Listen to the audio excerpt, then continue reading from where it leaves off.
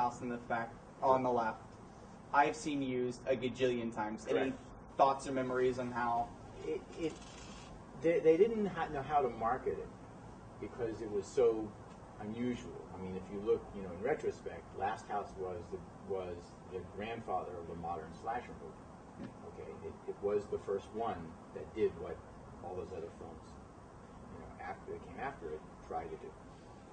So they didn't know how to market it, and some guy who they hired, who Hallmark Releasing hired, came up with, the slogan, "It's only a movie," and that resonated. I mean, Hess and I lived together in New York in an apartment on the Upper West Side when the film was released, and we would travel around the city, and they papered, like every place you could put a billboard, they papered those one sheets, and it said, "It's only a movie, it's only a movie, it's only a movie." And we were the first movie to have a film to actually have an organized television campaign. They bought TV time, and they cut a trailer for television. And they put a reverb on that. It's only a movie. It's only a movie thing, and it scared the shit out of people. I've always loved it, and I've seen it ripped off so many times. And that original poster with her by the tree the whole Last House.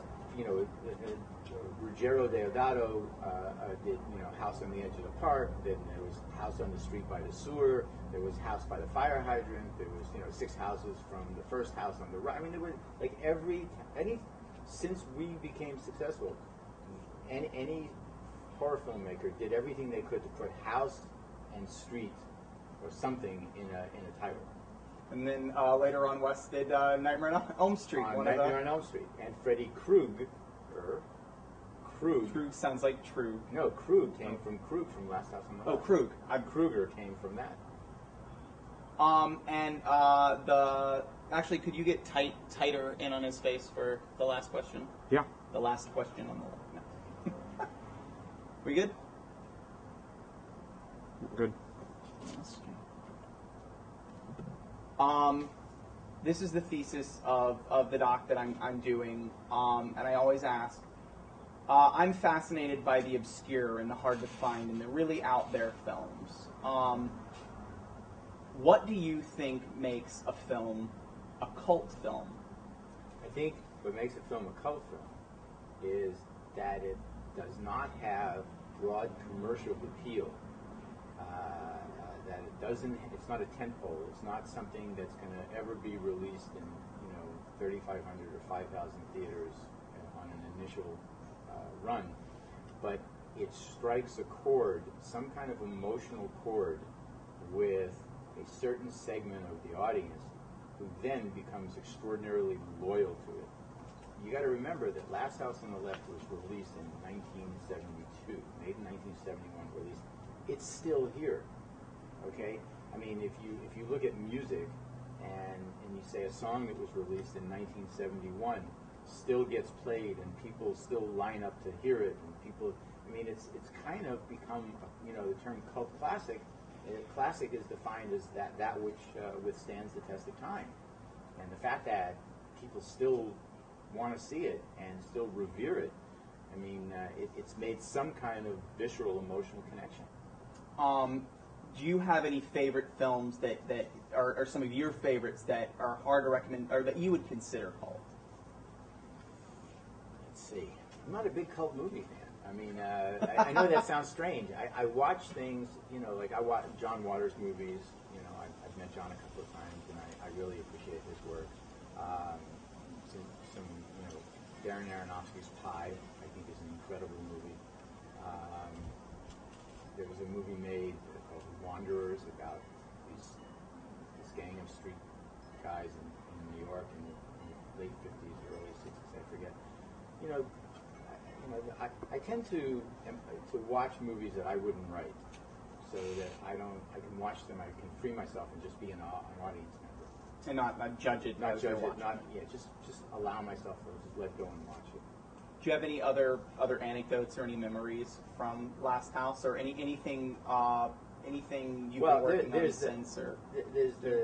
As far as Last House, there's the story of that was in David Shulkin's book about Last House.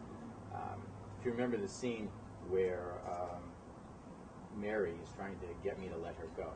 Yes. Okay, and we were actually sitting on a bluff that was overhanging on a creek. It was about 50 or 60 feet below. And I had already done my shot. In other words, Les had done my coverage. So I was pretty much done. And she was not getting there emotionally. You know, this was a girl who was trying to escape for her life. And her emotional resonance was not where it should be. So I looked down over there, and I told her, we were sitting, and I said, "Look, hang on a second." I went over to Wes, and I said, "Look, I'm going to turn a little bit, put my hand behind my back, and when you see my hand go like this, start shooting." So he said, "Okay." And I went back over to her, and I sat down, and I kind of pushed her over the cliff. I held her there, and I said, "I'm really getting tired of this shit. If you don't fucking get this, I'm going to throw you over here. And what'll happen is you'll get either dead or hurt, and Wes will shoot it, and we'll have a great scene, and that'll be that. But if you don't get this scene right now, I really will push you over." And as I was holding her down, I could see she was starting to get really upset and starting to cry. And I held her there until I thought she had reached a point where tears were coming out of her eyes, and I picked her back up, went like this, and then we shot the scene, and that's the scene that's the shot and take that ended up being used.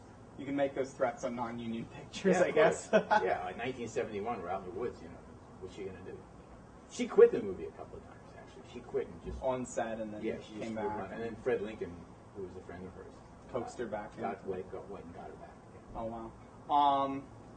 So that's it. I think we can grab the little geek, and actually, if you want to get a wide with the camera in the shot, I can just shake his hand and say goodbye. What excites you about the horror genre?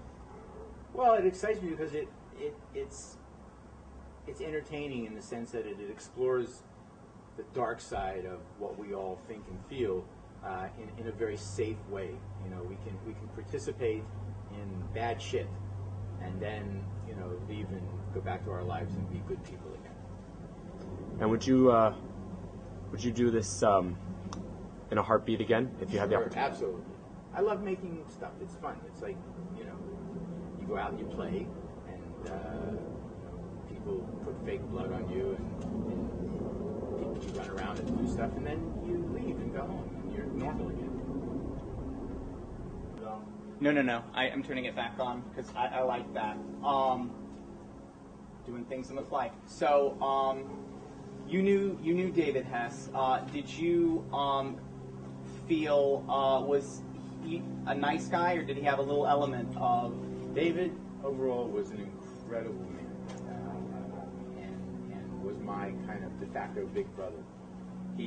But he did have an element to his personality that was, he had anger issues, and he could rage, and he was big and powerful. So when that part of his personality exposed itself, he scared the shit out of people. He never scared me, and that used to piss him off. He could never get to me. Never and ever. And because I used to laugh at him. For some reason, that intimidation factor that he had didn't spill to me. Would you say that, I think in all of us, there is a little element to that scary person? I think if you look at it just in the big picture, that in the psyche of mankind, there is. But I think I've met people in my life who, are not scary and shy away from stuff like that. I think you just, I don't know, it's a part of people's personalities. If you don't do that, or you don't go there, then you just live a life where that doesn't exist. We can keep shooting, but looks like we have. No, yeah. So, if it's okay, Mark, can I get you actually walking down the steps? Would that be cool? Sure. Thank you. I'm gonna turn this off. Okay. What I want you all to do, actually come even towards me. Don't even beeline it right towards me, and I'll just tell you to stop. Okay? Sure. All right. Go ahead.